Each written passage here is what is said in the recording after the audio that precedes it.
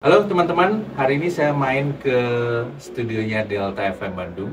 Saya lagi sama Pak Gilang Pambudi. Mas Gilang Pambudi ini station manajernya Delta Delta dan FM. Prambors. Nah, Delta FM dan Prambors.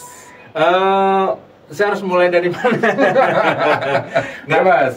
Delta tuh kalau saya dengar lagunya kan enak-enak ya, Yes. khususnya untuk usia-usia saya lah, usia 30-an awal gitu. 30 awal dia. Memang kenapa lagunya bisa cocok untuk usia-usia itu? Apa yang dipilihnya gimana? Ya, karena Delta itu punya sebuah cara yang unik untuk bisa memilih lagu. Kami hanya memiliki 164 lagu yang kami putar sepanjang kami bersiaran. Dari mana kami bisa mendapatkan 164? Itu karena ada dua survei yang kami lakukan. Di dalam website kami itu ada hits jury. Hits jury itu artinya orang boleh menilai hits apa saja yang dia ingin nilai untuk lagu ini pantas atau enggak di Radio Delta. Jadi kalau diklik, kalau di komputer bisa nyalakan speakernya atau pakai headset, didengarkan. Nanti kami berikan potongan 15 detik lagu yang boleh dinilai apakah lagu itu enak, lumayan, ragu-ragu, enak banget. Nah, tinggal diklik aja. Klik tuh. Nah, sekian lagu nanti masuk, nanti dinilai, nanti hasilnya muncul. Muncul itu hasilnya adalah lagu mana yang disukai oleh pendengar usia sekian sampai sekian. Harapannya nanti dari lagu-lagu yang terpilih itu yang diputarkan di Radio Delta. Nah, hasilnya adalah 164 lagu yang kita putar. Kalau ada 5 lagu baru yang baru muncul, itu ada 5 lagu yang kita keluarkan. Kira-kira gitu. Jadi semua lagunya itu disurvei dulu? Disurvei dulu. Yang kedua, cara yang kedua, kami sewa I.O. Kita sewa I.O. untuk kumpul di satu hotel. Itu kira-kira 250 orang. Nanti pulangnya mereka dapat goodie bag, dapat makan siang juga.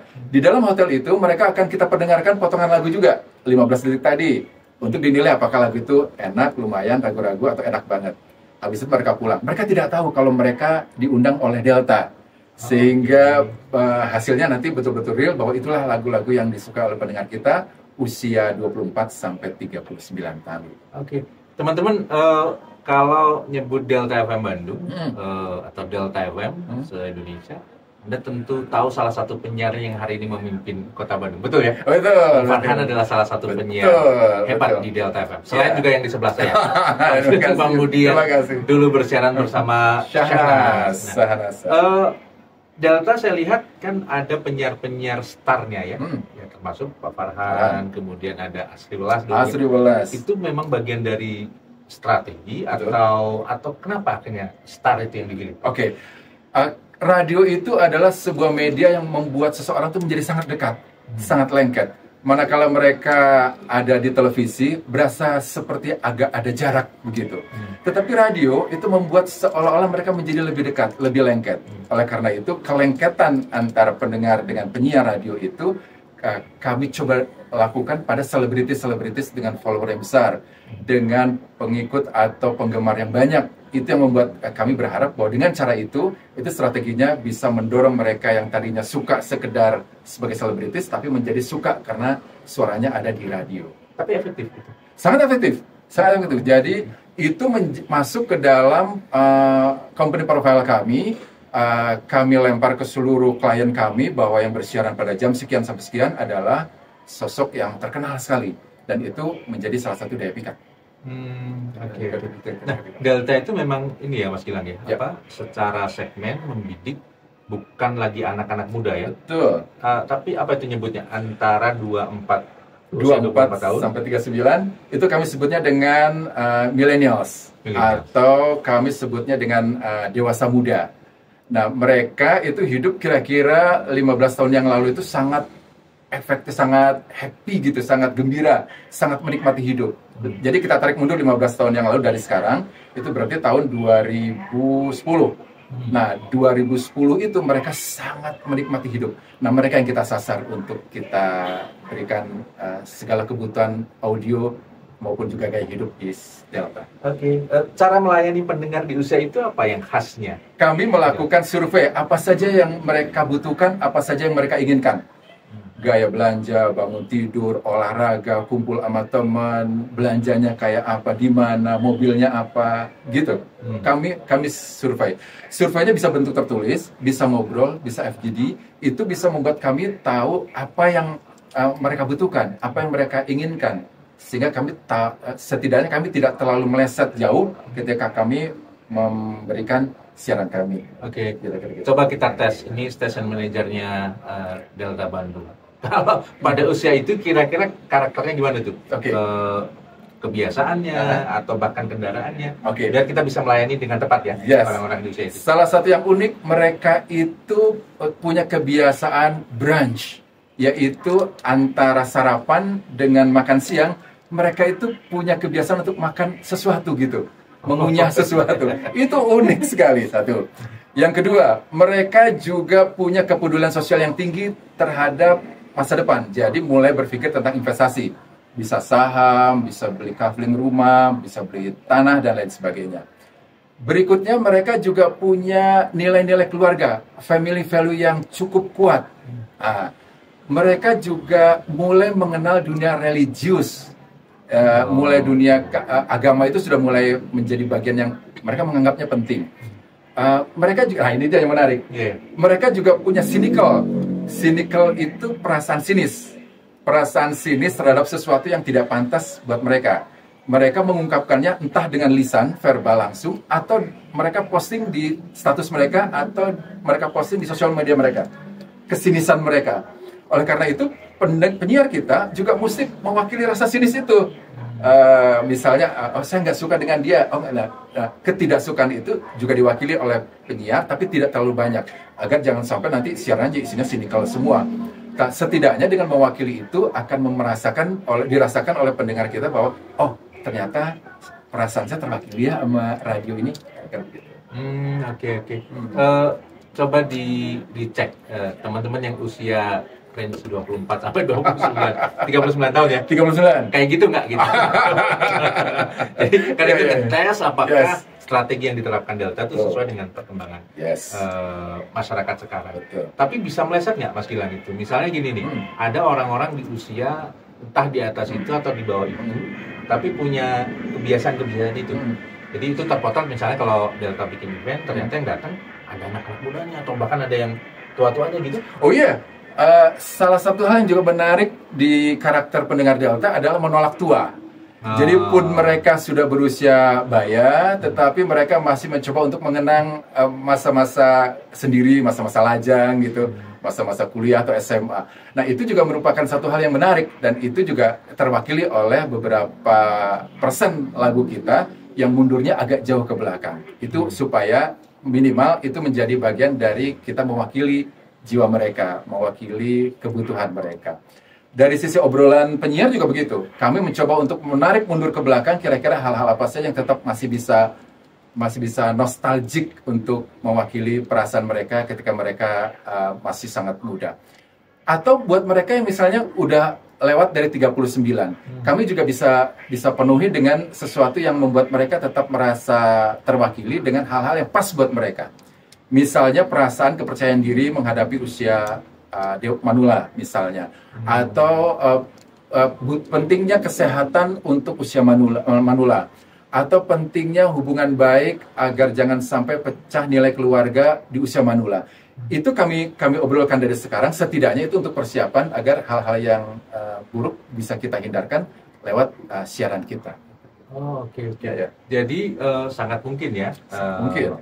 Usianya melewati yang ditarget oleh Delta. Betul. Tapi mereka secara kebiasaan, secara habitnya masih sesuai dengan yang apa yang kita. Tapi produk produk apa yang akhirnya banyak bisa dilayani oleh atau melayani usia-usia ini? Biasanya kalau iklan apa produk apa? 24 sampai 39 tahun itu kira-kira kalau kita bayangkan adalah mereka yang baru selesai kuliah atau mereka yang baru awal kerja gitu ya. Mereka butuh sesuatu yang kira-kira secara penampilan itu penting. Maka pakaian, busana, butik, mall itu menjadi salah satu target kita. Tempat belanja. Yang kedua, tempat wisata. Karena bagi mereka wisata itu adalah sebuah kebutuhan yang primer. Kebutuhan primer bagi pendengar Delta itu jadi 4 jadinya. Sandang, pangan, papan, dan wisata. Wisata, betul. Kenapa sudah mulai stresnya kira-kira begitu. Kira-kira begitu. Belum lagi media sosial kita yang mengangkat tentang tema-tema wisata sudah sedemikian kencangnya sehingga terdorong dia untuk melakukan itu. Nah, wisata itu juga menjadi sesuatu yang penting untuk kita tarik. Hotel, tempat wisata, misalnya, dan biro-biro perjalanan itu juga menjadi salah satu target kita. Obat-obatan, kesehatan, kesadaran kesehatan mereka juga sudah mulai muncul tinggi mengingat usia yang sudah mulai beranjak, maka obat-obatan, tempat-tempat kebugaran itu menjadi sasaran kita. Lalu yang tak kalah pentingnya tentu adalah makanan. Ini bagi semua orang produk makanan adalah produk yang amat diharapkan radio itu menjadi bagian utamanya. Karena katanya begini Pak Basim, orang kalau dengar radio pagi hari itu misalnya dia dengar iklan, ada iklan sereal misalnya, susu sereal, maka masih ada waktu bagi dia untuk pergi ke minimarket untuk beli. Dibandingkan televisi, iklan serealnya pada malam hari, buat dia untuk pergi ke minimarket untuk belinya itu satu malas, dua keburu tutup dianya. Jadi masih ada secara logika itu masih cukup buat kita. Kira-kira begitu. Oke. Nah, balik soal tadi ada pendengar Delta adalah pendengar yang secara ketajaman berpikir, kritik dan sebagainya mulai ya, betul. Nah, pengalaman mengelola Delta FM Bandung itu apa hal yang paling banyak dikritisi oleh pendengar Delta? Oke, salah satunya adalah pemerintah. Kembali kita merasakan bahwa ketidaknyamanan yang dirasakan oleh masyarakat itu amat mudah untuk disampaikan kepada media semacam radio. Satu, secara cepat mereka bisa menyampaikannya lewat WA atau lewat telepon. Bagi mereka, semua hajat hidup manusia di Kota Bandung ini erat kaitannya dengan apa yang diberikan oleh pemerintah kepada masyarakatnya, kepada warga kotanya. Jadi kalau misalnya ada ketidaknyamanan sedikit saja, misalnya nih, jalanannya berlubang-lubang, tiba-tiba muncul saja perasaan bahwa dasar pemerintah nggak becus, atau hey Delta kasih tahu nih bahwa jalan ini dan lain sebagainya, banjir atau misalnya sampah menumpuk di mana-mana, seolah-olah memang mereka berharap kami itu menjadi corong bagi suara hati mereka agar perbaikan kota ini selalu ada membuat Bandung menjadi lebih baik. Oke. Itu diekspresikan lewat apa biasanya? Biasanya satu lewat WA, WhatsApp itu sangat cepat, bisa teks maupun juga voice note. Kalau voice note ini kadang namanya kekesalan ya, suka ada muncul kata-kata atau ucapan-ucapan yang terlalu vulgar untuk diungkapkan, maka banyak yang harus kita edit untuk yang voice note. Tapi yang teks tentu agak lebih mudah karena kita tinggal membacanya. Telepon mesti kita wanti-wanti agar jangan sampai Pak, mohon kita akan on air sebentar lagi, tapi please emosinya dijaga ya Pak untuk hal-hal yang lebih kepentingan kita bersama. Kira-kira gitu. Kan banyak program yang ikonik ya, yes. Mungkin pendengar Delta dari masa ke masa mengingat. Salah satunya yang Mas Gilang tadi mungkin cerita soal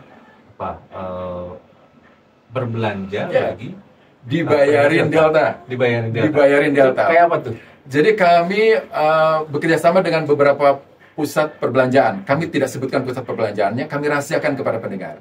Lalu kami akan bikin kuis untuk menjaring 15 pendengar kita, 15 keluarga, suami istri, untuk kemudian nanti pada saat menjelang hari penentuan tempat mana yang kami pilih, baru kami tentukan pada malam harinya. Jadi misalnya kita akan berbelanja di sebuah tempat belanja di Jalan Anu nomor sekian di mall apa gitu. Jam sekian sampai sekian. Maka si 15 orang ini akan segera berkumpul pada jam itu. Mereka bawa troli untuk kemudian berbelanja. Kita batasi misalnya sampai misal ulang tahun Prambors ke-39. Maka batas belanjanya adalah 3,9 juta. Siapa yang belanja pada hari itu mengambil barang memasukkan ke troli mendekati angka 3.900.000 dia pemenangnya dan boleh membawa pulang belanjaan.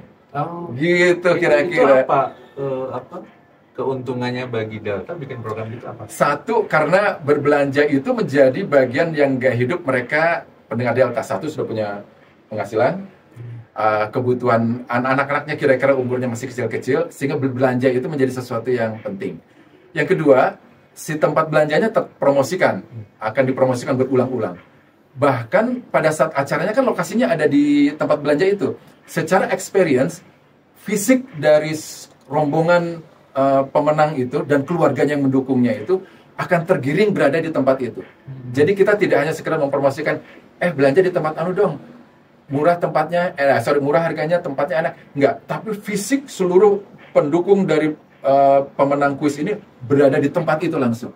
Oh, jadi ramai experience di ramenya. Kira-kira gitu. Dan itu bagi yang punya tempat belanja menarik ya? Menarik tentu menarik. Karena itu akan menjadi satu secara audio terpromosikan di media. Yang kedua, rekaman acaranya itu pasti akan abadi sepanjang masa kalau kita posting di sosial media kita. Ya. Mas Gilang kan khususnya Bandung kan jumlah radionya banyak banget. Yes. Karakter suara apa yang kalau tanpa dengar identitas siarannya, jingle atau yang lain, kita tahu tuh, yang saya dengar ini adalah Delta FM Bandung. Iya. Ya tentu kalau yang pertama ada ID Station. ID Station itu pasti. Kalau tanpa ID Station?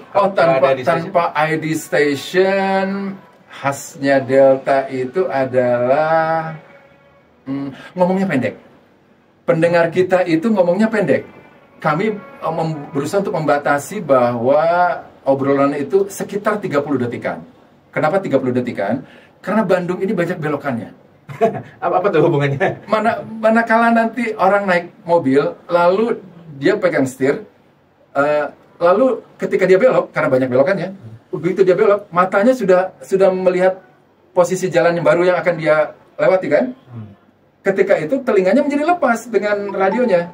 Bunyi radionya itu menjadi nggak konsen ke radionya, tapi dia fokusnya setelah mobilnya lurus stabil, dia balik lagi konsentrasinya untuk biasa dengar radio. Nah, itu menjadi bagian penting buat kita, satu. Yang kedua, karena lagu kita 164 lagu, itu artinya lagu terpilih, jangan-jangan lagunya itu lagi. Itu. Jadi beberapa lagu itu pasti high rotation. Bisa dibayangkan kalau kita 18 jam siaran, ada satu lagu yang diputar 22 kali. Satu hari. Okay. Jadi bisa jadi lagu itu muncul lagi, muncul. Nah, ketika lagu cuma berputar di situ-situ saja, itu akan menjadi bentuk kekhasan kita. Tapi kenapa kita lagunya cuma 164 dengan kita jadi bosan dengerin kan kayak gitu ya? Karena kita hitung dari dia keluar garasi mobilnya sampai dia ke kantornya, kita hitung berapa menit? 45 menit, katakan begitu. 45 menit itu dia harus dihajar dengan lagu yang pas buat usia 24 sampai 39. Ketika songbeng kita lagunya ada 7.000, nah dia akan ketemu dengan lagu yang pas buat dia itu dalam kurun waktu yang jauh. Jadi antara lagu dengan lagu yang dia suka itu jauh. Makin disedikitkan, makin dipadatkan, maka dia akan ketemu dengan lagu yang pas buat dia. Dia akan berpikir bahwa habis penyiar ngomong ini pasti lagunya pas buat saya. Habis iklan ini pasti lagunya pas buat saya. Karena lagunya sedikit. Kira-kira gitu. Nah, apakah itu bentuk kekhasan? Mudah-mudahan iya ya. Kekhasan. Ya. Dari sekian tahun mengelola Delta FM, berapa tahun berarti? Dari 2002, 23 tahun berarti. Kelamaan. Apa yang menurut Mas Gilang sebagai tantangan atau bahkan keunggulan ya Delta FM Bandung dibanding dengan radio-radio? Oke, tantangan kami banyak karena kami juga mencatat apa catatan buruk Kota Bandung untuk orang-orang usia 24 sampai 39 tahun. Catatan buruk kami banyak Kota Bandung ini Pak Basit. Satu, perceraian meningkat. Perceraian meningkat. Ini sesuatu yang harus diselesaikan bukan dengan sekedar wacana, tapi memang harus dengan semua lapisan masyarakat berusaha kerja keras untuk bisa. Kemiskinan meningkat. Setiap tahun 35.000 orang miskin baru di Kota Bandung. Catatan. Perokok meningkat. Ini pasti akan penyakit degeneratif akan muncul.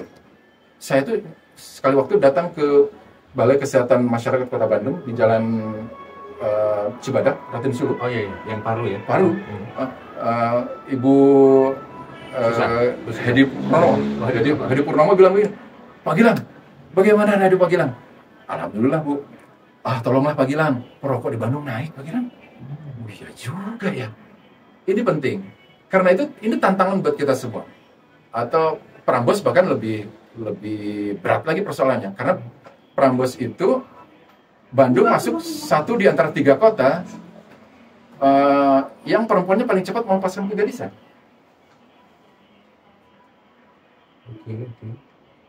Bagaimana kita coba? Tugas kita berat, media kita berat.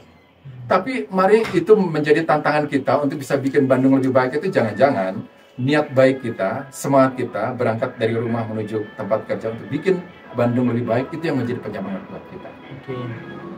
Thank you, Pak Gilang. Sama-sama, obrolan pagi hari ini.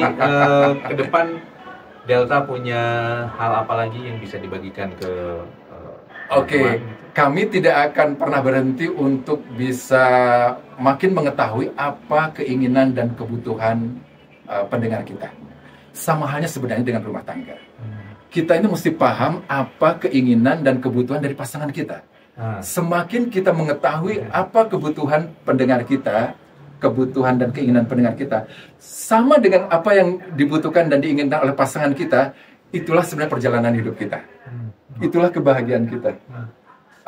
Kapan kita akan tercatat sebagai orang media yang mencatatkan catatan baik sebelum kita tinggalkan dunia ini, selain membuat bahwa kita pernah membuat masyarakat Bandung lewat frekuensi yang kita punya untuk bikin Bandung lebih baik lagi, lebih cemerlang lagi, tumbuh dalam kebaikannya, orang-orang hadir dengan kebaikan masing-masing untuk membangun marwah manusia dan kemanusiaan di muka bumi ini, dan insya Allah salah satunya dari semua hal yang kita punya, kalau saya dari Delta FM. Baik, terima kasih kawan-kawan. Barusan kita berbincang dengan Mas Gilang Pambudi, Station Manager dari Delta FM. Terima kasih.